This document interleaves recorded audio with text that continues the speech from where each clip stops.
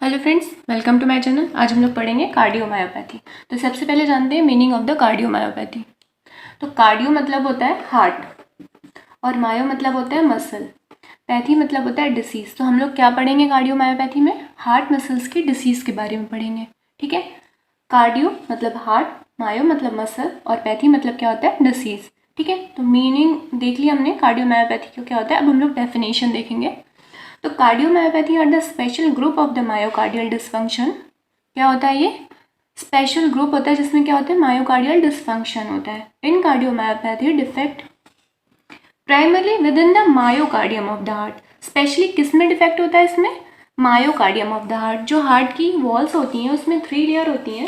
एक होती है पेरिकार्डियम, देन उसके बाद इपिकार्डियम, देन उसके अंदर आती है मायोकार्डियम और फिर आती है एंडोकार्डियम। जो पेरिकार्डियम होती है वो जो होती है वो चारों तरफ से हार्ट को कवर करती है। उसके अंदर 3 लेयर होती हैं हार्ट की, एपिकार्डियम, मायोकार्डियम एंड एंडोकार्डियम। तो यहाँ पर जो हम डिसीज पढ़ेंगे या जो भी डिसफंक्शन पढ़ेंगे वो किससे रिलेटेड होंगे? वो सारे हमारे मायोकार्डियम से रिलेटेड होंगे। ठीक है, कार्डियोमायोपैथी मतलब हार्ट मसल्स की डिसीज, स्पेशली किसकी? मायोकार्डियम की। ठीक है, हम लोग देखेंगे एक और डेफिनेशन। तो हम लोग क्या कह सकते हैं कार्डियोमायोपैथी को? Cardiomyopathy is the pathological condition of myocardium of heart. ठीक है, myocardial damage due to high BP, coronary heart disease, valvular heart disease, congenital heart disease and inflammation are not included in cardiomyopathy। ठीक है, तो ये cardiomyopathy में included नहीं होते हैं। क्यों? क्योंकि हम इनकी डिसीज़ को अलग से पढ़ते हैं। ठीक है, इसलिए ये कार्डियोमायोपैथी में इंक्लूडेड नहीं होते हैं। कौन कौन सी condition? High BP, coronary heart disease, valvular heart disease, congenital heart disease और इन्फ्लेमेशन। ठीक है, तो इन्फ्लेमेशन हम मायोकार्डियम का पढ़ चुके हैं, मायोकार्डाइटिस कहते हैं उसे। तो उसका वीडियो आप देख सकते हैं, कंप्लीट पढ़ा हुआ है। हम लोग 2 टर्म देखते हैं, सिस्टोल और डायस्टोल। सिस्टोल में क्या होता है? कॉन्ट्रैक्शन होता है। कॉन्ट्रैक्शन होगा तब क्या होगा? हार्ट जो होगा, जितना भी ब्लड हार्ट में एक्यूमुलेट है वो बॉडी को सप्लाई होगा। और डायस्टोल में क्या होता है? हार्ट मसल्स रिलैक्स होती हैं। रिलैक्स में क्या होता है? जो हमारे वेंट्रिकल्स और एट्रियम होते हैं वो फिल होते हैं। तो हार्ट जो होता है उस टाइम ब्लड रिसीव करता है और कॉन्ट्रैक्शन में क्या करता है? पंप आउट करता है। ठीक है, और स्ट्रक्चर ऑफ हार्ट देख लेते हैं जनरली।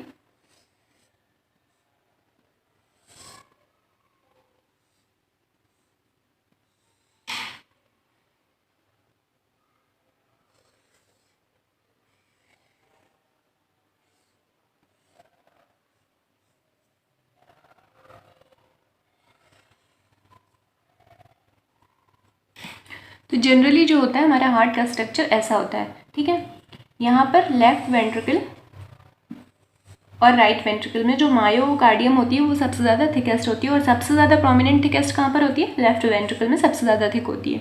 और एट्रियम में कंपैरेटिवली वेंट्रिकल के बहुत ज़्यादा थिन होती है। तो जो भी हम अभी पढ़ेंगे कार्डियोमायोपैथी, उसमें हम 3 ग्रुप्स पढ़ेंगे, 3 कैटेगरी पढ़ेंगे, यानी कि 3 टाइप ऑफ कार्डियोमायोपैथी हम लोग पढ़ेंगे, जिसमें से ये स्ट्रक्चर जो है वो बहुत इंपॉर्टेंट रोल प्ले करेगा।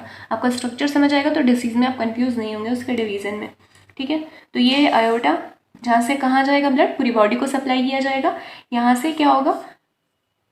यहाँ से रिसीव होगा प्योर ब्लड, किसके थ्रू? पल्मोनरी वेन्स के थ्रू रिसीव होगा। और ये क्या है? ये पल्मोनरी आर्टरी है जो कि लंग्स को लेके जाएगी ब्लड इम्प्योर।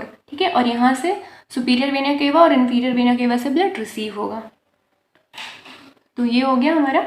यहाँ राइट पोर्शन जो होता है हम डिस्कस कर चुके हैं पहले भी हार्ट का स्ट्रक्चर। तो जो हमारा राइट पोर्शन होता है वो क्या करता है? वो कंप्लीट इम्प्योर ब्लड को रिसीव करता है हमारी बॉडी से। ठीक है, और जो लेफ्ट पोर्शन होता है उसमें कैसा ब्लड होता है? ऑक्सीजनेटेड, यानी कि प्योर ब्लड होता है और वो ब्लड बॉडी को सप्लाई किया जाता है। अब हम लोग देखते हैं टाइप ऑफ द कार्डियोमायोपैथी। ठीक है, यहाँ पर हम लोग 3 ग्रुप्स पढ़ेंगे कार्डियोमायोपैथी के। तो सबसे पहला डायलेटेड कार्डियोमायोपैथी पढ़ेंगे। देन हम लोग क्या पढ़ेंगे? हाइपरट्रॉफिक। ये टर्म भी मैंने एक्सप्लेन किया हुआ है, अगर आपने नहीं देखा अभी तो आप देख सकते हैं। तो दूसरा क्या पढ़ेंगे हम लोग? Hypertrophic cardiomyopathy. देन हम लोग पढ़ेंगे रिस्ट्रिक्टिव कार्डियोमायोपैथी। तो ये 3 हमारी ग्रुप हैं कार्डियोमायोपैथी के जो हमें पढ़ने हैं। ठीक है, तो ये फर्स्ट हम पढ़ते हैं डायलेटेड कार्डियोमायोपैथी। देखेंगे डायलेटेड कार्डियोमायोपैथी में क्या होता है। डायलेटेड कार्डियोमायोपैथी में जैसे कि टर्म है यूज डायलेट। डायलेट क्या हो रहा है यहाँ पे? यहाँ पे जो हार्ट वॉल होती है वो हमें पता है कि हार्ट वॉल में जो मायोकार्डियम होती है वो थिकेस्ट वॉल होती है, ठीक है। तो डायलेशन में क्या होता है, जो हमारी मायोकार्डियम है वो थिन हो जाती है और जो वेंट्रिकल्स हैं वो लार्ज हो जाते हैं, और उसकी वजह से क्या होता है, ब्लड जो होता है वो एक्यूमुलेट होने लगता है, क्योंकि वेंट्रिकल लार्ज हुए हैं तो डायलेट होने की वजह से लार्ज हुए हैं, तो जो ब्लड होगा वो एक्यूमुलेट होगा उसकी वजह से। क्यों एक्यूमुलेट हो रहा है, क्योंकि डायलेट होने की वजह से वो वीक हो गए हैं, वीक होने की वजह से सेल यहाँ पर थिन होती हैं, उसकी वजह से हार्ट में जो वेंट्रिकल वॉल है वो वीक हो जाती है, तो कॉन्ट्रैक्शन प्रॉपर नहीं कर पाती, जिसकी वजह से क्या होता है, प्रॉपर ब्लड जो होता है वो आउटफ्लो नहीं हो पाता है, प्रॉपर आउटफ्लो ब्लड का नहीं हो पाता है, इसलिए हार्ट में जो होता है ब्लड एक्यूमुलेट होने लगता है, क्योंकि हार्ट मसल जो होती हैं वो थिन होती हैं। डायलेशन में क्या हो रहा है, यहाँ पे हार्ट मसल थिन हो रही है, थिन होने की वजह से वेंट्रिकल डायलेट हो रहा है, जिसकी वजह से वो वीक हो रहा है और प्रॉपर कॉन्ट्रैक्शन नहीं कर पाएगा वेंट्रिकल, और ब्लड को बॉडी में प्रॉपर सप्लाई नहीं कर पाएगा। उसकी वजह से क्या होने लगेगा, यहाँ पर ब्लड का एक्यूमुलेशन होने लगेगा, ब्लड स्टोर होने लगेगा, उसकी वजह से क्या होता है, यहाँ पे कंजेशन हार्ट फेलियर कॉज हो जाता है। तो अभी हम लोग इस डायग्राम के थ्रू देखते हैं और आगे चीज़ें जो चार्ट के थ्रू हम लोग देखेंगे। तो ये यही डिफरेंस आता है, क्योंकि मायोकार्डियम जो होती है यहाँ पे थिन होती है, स्पेशली डायलेटेड में क्या हो रहा है, यहाँ पे थिन हो रही है, बाकी सब जगह क्या होगा, थिक होगी मायोकार्डियम, और डायलेटेड में क्या होगी, मायोकार्डियम थिन होती है, जो कि हमारे हार्ट वॉल की थिकेस्ट लेयर फॉर्म करती है, यानी कि थिकेस्ट मसल जो होती है वो कहाँ पर प्रेजेंट होती है, मायोकार्डियम में सबसे ज़्यादा थिक। हम लोग पढ़ेंगे डायलेटेड कार्डियोमायोपैथी, चार्ट के थ्रू पढ़ेंगे, तो थिनिंग ऑफ मायोकार्डियम होगी, जिसकी वजह से क्या होगा, कॉन्ट्रैक्शन वीक होगा, क्योंकि हार्ट मसल वीक हो रही है तो प्रॉपर कॉन्ट्रैक्शन नहीं हो पाएगा, उसकी वजह से क्या होगा, लेस ब्लड जो होगा वो पंप आउट होगा, उससे जो हमारा लोअर जो स्ट्रोक वॉल्यूम है वो कम हो जाएगा, हमारा जो स्ट्रोक वॉल्यूम है उससे क्या होगा, लेस ब्लड पंप आउट होने की वजह से कम हो जाएगा, और ये क्या कॉज करेगा, कंजेस्टिव हार्ट फेलियर कॉज करेगा। डायलेटेड कार्डियोमायोपैथी को हम लोग सिस्टोलिक हार्ट फेलियर भी कहते हैं, क्योंकि कॉन्ट्रैक्शन में प्रॉब्लम हो रही है। सिस्टोल क्या होता है, कॉन्ट्रैक्शन, तो अगर कॉन्ट्रैक्शन की वजह से प्रॉब्लम हो रही है, इम्प्रॉपर कॉन्ट्रैक्शन हो रहा है, तो उसे क्या कहेंगे हम लोग, सिस्टोलिक हार्ट फेलियर। तो डायलेटेड कार्डियोमायोपैथी का दूसरा नाम क्या है, systolic heart failure. Dilated cardiomyopathy में क्या होता है, जो हमारा हार्ट है वो हाइपोकाइनेटिक हो जाता है, यानी कि लेस एक्टिव हो जाता है, उसकी वजह से प्रॉब्लम क्रिएट होती है, ठीक है, याद रखिएगा। हम लोग देखते हैं नेक्स्ट, हम लोग डायलेटेड कार्डियोमायोपैथी के कॉज देख लेते हैं। तो क्या हो सकता है डायलेटेड कार्डियोमायोपैथी का कॉज, सबसे पहले तो इडियोपैथिक। इडियोपैथिक में क्या, ये मैं बता चुकी हूँ कई बार कि जो इडियोपैथिक होता है वो क्या होता है, अननोन कॉज, जब हमें किसी भी चीज़ का प्रॉपर कॉज नहीं पता होता तब हम उसे क्या कहते हैं, इडियोपैथिक, ठीक है। तो एटियोलॉजी में भी कभी कभी हम लिखते हैं कि इडियोपैथिक इडियोलॉजी, बिकॉज हमें अननोन प्रॉपर कॉज, उसका जो प्रॉपर कॉज है वो हमें नहीं पता है।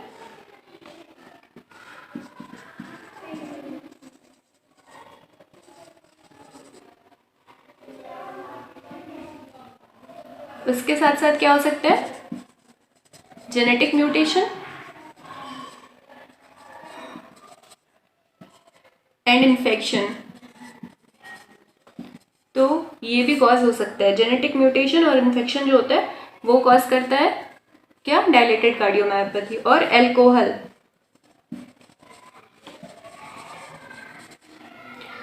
अल्कोहल अब्यूज, साथ साथ ड्रग इन्फेक्शन।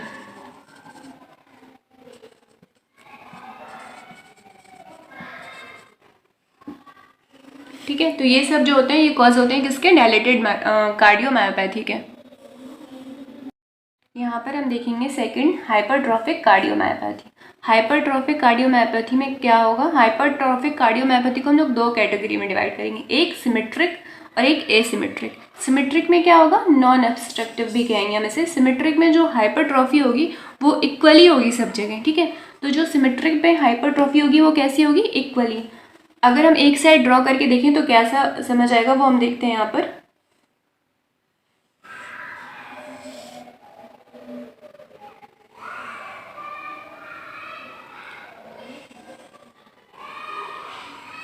तो ये हमारा मायोकार्डियम है हार्ट का। हम लोग स्पेशली कार्डियोमायोपैथी में क्या पढ़ते हैं, मायोकार्डियम का इन्फेक्शन पढ़ते हैं। तो जो सिमेट्रिक में होगा वो मायोकार्डियम में इक्वल, तो जो हम सिमेट्रिक में पढ़ेंगे उसमें क्या होगा, इक्वल हाइपरट्रॉफी होगी पूरी मायोकार्डियम में, ठीक है। ये हम लोग सिर्फ एक साइड लेफ्ट पोर्शन को देख रहे हैं, तो यहाँ पर क्या होगा, इक्वल हाइपरट्रॉफी होगी। और जब हम लोग एसिमेट्रिक में देखेंगे तो उसमें क्या होगा, अनइक्वल, इसीलिए हम लोग उसे क्या कह रहे हैं, एसिमेट्रिक। तो जो हाइपरट्रॉफी होगी वो एसिमेट्रिकल होगी, इसे क्या कहते हैं, ऑब्स्ट्रक्टिव, क्योंकि ये जो फ्लो होता है उसमें ऑब्स्ट्रक्शन कॉज करती है, तो इसलिए इसे ऑब्स्ट्रक्टिव हाइपरट्रॉफी भी कहते हैं। और सिमेट्री को क्या कहते हैं, नॉन ऑब्स्ट्रक्टिव हाइपरट्रॉफी। ठीक है, तो अब हम लोग इसे थोड़ा डिटेल में देखते हैं। ये हम लोगों ने सिर्फ लेफ्ट पोर्शन ड्रॉ किया है। यहाँ पर हम लोग देखेंगे जो हम लोग ऑब्स्ट्रक्टिव पढ़ रहे हैं उसमें ऑब्स्ट्रक्शन होगा, और यहाँ पर जो मायोकार्डियम में हाइपरट्रॉफी होगी वो अनइक्वल होगी, क्योंकि ये यहाँ पर हाइपरट्रॉफी तो हो ही रही है, लेकिन साथ में यहाँ पर स्पेशली जो ज़्यादा कवर होगा वो सेप्टम को कवर करेगी। सबसे ज़्यादा यहाँ पर किस में होगी, सेप्टम में हाइपरट्रॉफी होगी, जिसकी वजह से ये जो पैसेज होगा ब्लड फ्लो का, अयोटा में जाने का ब्लड का, वो ब्लॉक होने लगेगा। अगर ये बहुत ज़्यादा हाइपरट्रॉफी हो गई यहाँ पर, तो ब्लड तो इसी के थ्रू जाएगा ना, बट जब वो कॉन्ट्रैक्ट करेगा तो ये जो पोर्शन होगा ये और ज़्यादा स्मॉल हो जाएगा। कॉन्ट्रैक्शन की वजह से ये जो पैसेज है ये ब्लॉक होने लगेगा अयोटा वाला। यहाँ पर सेप्टम में हाइपरट्रॉफी होने की वजह से कॉन्ट्रैक्शन के टाइम जो बैक फ्लो होगा वो प्रॉपर नहीं हो पाएगा, और इसकी वजह से क्या होगा, प्रॉपर जो ब्लड सप्लाई होगी वो नहीं होगी। तो ये जो होता है ये सडन डेथ भी कॉज कर देती है कभी कभी, स्पेशली एथलीट्स में जो बहुत ज़्यादा हाइपर एक्टिव होते हैं उनमें जो डेथ का कॉज होता है वो यही होता है, एसिमेट्रिक हाइपरट्रॉफी या ऑब्स्ट्रक्टिव हाइपरट्रॉफी। ठीक है, तो ये क्योंकि यहाँ पर जो सबसे ज़्यादा हाइपरट्रॉफी होगी वो सेप्टम वाले एरिया में होती है, जिसकी वजह से कॉन्ट्रैक्शन के टाइम प्रॉपर ब्लड फ्लो नहीं हो पाता है, और वो क्या कॉज कर देता है, इस्कीमिया कॉज कर देता है, जिसकी वजह से डेथ हो जाती है। और यहाँ पर कोरोनरी आर्टरी में भी ब्लड सप्लाई प्रॉपर नहीं हो पाती, जिसकी वजह से हार्ट के मसल्स में ही इस्कीमिया कॉज हो जाता है, जिसकी वजह से क्या होता है, सडन डेथ हो जाती है। तो ये होता है स्पेशली ऑब्स्ट्रक्टिव हाइपरट्रॉफी में। ये हमने सिर्फ एक पोर्शन को बनाया है। ठीक है, जब ये धीरे धीरे ये ग्रो करता है सबसे ज़्यादा यहाँ पर हो जाता है, स्पेशली यहाँ पे जो कैविटी होती है वो कैसी हो जाती है, बनाना शेप हो जाती है यहाँ पर जो कैविटी होती है। और जो नॉर्मल हाइपरट्रॉफी होती है उसमें कैविटी कैसी रहती है, ओवल शेप रहती है उसमें कैविटी।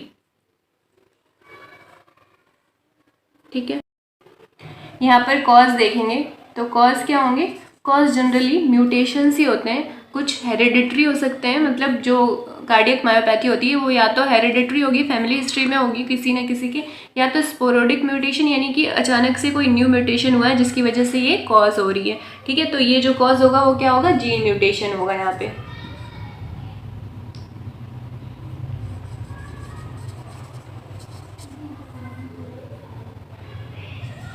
50% जो होते हैं वो हेरिडिटरी होते हैं, 50% केसेस में क्या होता है, न्यू म्यूटेशन हो जाते हैं। उसकी वजह से ये क्या होता है, हाइपरट्रॉफी कॉज होती है। यानी कि कोई भी कार्डियोमायोपैथी में आप जीन म्यूटेशन का एग्जांपल दे सकते हैं, कॉज क्या होगा, जीन म्यूटेशन होगा। ठीक है, यहाँ पर हम लोग देखेंगे रिस्ट्रिक्टिव कार्डियोमायोपैथी। तो यहाँ पर जो मेन प्रॉब्लम है वो क्या है, मायोकार्डियम जो होती है वो स्टिफ हो जाती है, हार्ड हो जाती है, जिसकी वजह से जो हमारे वेंट्रिकल या हार्ट है हमारा वो रिलैक्स नहीं हो पाता। प्रॉपर रिलैक्स ना होने की वजह से प्रॉपर ब्लड जो है वो इसमें फिल नहीं हो पाता, और प्रॉपर फिलिंग ना होने की वजह से वो प्रॉपर सप्लाई नहीं कर पाता, जिसकी वजह से क्या कॉज करता है, वो हार्ट फेलियर कॉज करता है। ठीक है, अब हम लोग इसके कॉज और इसका फ्लो चार्ट देखते हैं। यहाँ पर हम लोग देखेंगे रिस्ट्रिक्टिव के फ्लो चार्ट को देखेंगे तो यहाँ पर क्या हो रहा है, can not stretch properly. Stretch क्यों नहीं हो रहा है, क्योंकि वो स्टिफ हो गई है, इस वजह से वो स्ट्रेच नहीं हो पा रहा है। ठीक है, हार्ट स्ट्रेच नहीं हो पाएगा प्रॉपरली तो क्या होगा, फिलिंग कम हो जाएगी। प्रॉपर फिलिंग नहीं होने की वजह से क्या होगा, लेस ब्लड जो होगा वो पंप आउट होगा, और वो क्या कॉज करेगा, हार्ट फेलियर कॉज करेगा। ठीक है, एक बार फिर से देख लेते हैं, कैन नॉट स्ट्रेच प्रॉपरली, क्या हमारा हार्ट, हमारे वेंट्रिकल प्रॉपर स्ट्रेच नहीं हो पा रहे हैं, प्रॉपर रिलैक्स नहीं हो पा रहे हैं। यहाँ पर स्पेशली मायोकार्डियम ज़्यादा थिक होती है वेंट्रिकल्स में, स्पेशली लेफ्ट वेंट्रिकल में, तो ज़्यादा जो प्रॉब्लम स्टार्ट होगी वो कहाँ से स्टार्ट होगी, वेंट्रिकल से ही मोस्टली प्रॉब्लम स्टार्ट होगी। इसकी वजह से क्या हो रहा है, less filling, then less blood pump out, then heart failure. और इसे क्या कहते हैं, रिस्ट्रिक्टिव को हम लोग डायस्टोलिक हार्ट फेलियर, क्योंकि यहाँ पर प्रॉब्लम किसकी वजह से, रिलैक्सेशन की वजह से हो रही है, क्योंकि प्रॉपर रिलैक्स नहीं हो पा रहे हैं, इसलिए इसे क्या कहते हैं, डायस्टोलिक हार्ट फेलियर भी कहते हैं रिस्ट्रिक्टिव को। और हाइपरट्रॉफिक कार्डियोमायोपैथी को क्या कहते हैं, एसिमेट्रिक या ऑब्स्ट्रक्टिव कार्डियोमायोपैथी भी उसी को कहा जाता है। हाइपरट्रॉफिक को अनदर नेम कोई पूछेगा, एसिमेट्रिक कार्डियोमायोपैथी मतलब वो हाइपरट्रॉफिक पूछ रहा है। ठीक है, या ऑब्स्ट्रक्टिव कार्डियोमायोपैथी मतलब वो हाइपरट्रॉफिक कार्डियोमायोपैथी पूछ रहा है, और रिस्ट्रिक्टिव मतलब डायस्टोलिक, और डायलेटेड मतलब सिस्टोलिक हार्ट फेलियर। ठीक है, अब हम लोग इसके कॉज देखते हैं।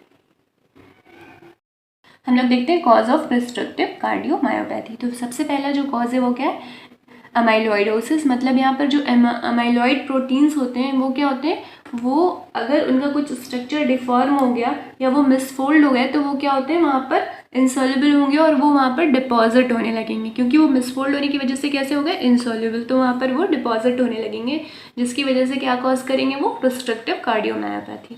और सार्कोइडोसिस में क्या होगा, इसमें क्या होगा, ग्रेन्यूल्स जो होंगे वो डिपॉजिट होने लगेंगे। तो कभी कभी उस ग्रेन्यूल्स में क्या होती है, इम्यून सेल्स आती हैं, वो डिपॉजिट होने लगते हैं, ठीक है। और हीमोक्रोमेटोसिस में क्या होगा, यहाँ पर आयरन जो होगा, आयरन की ओवरलोडिंग होती है, यानी कि आयरन जो होगा वो डिपॉजिट होने लगेगा।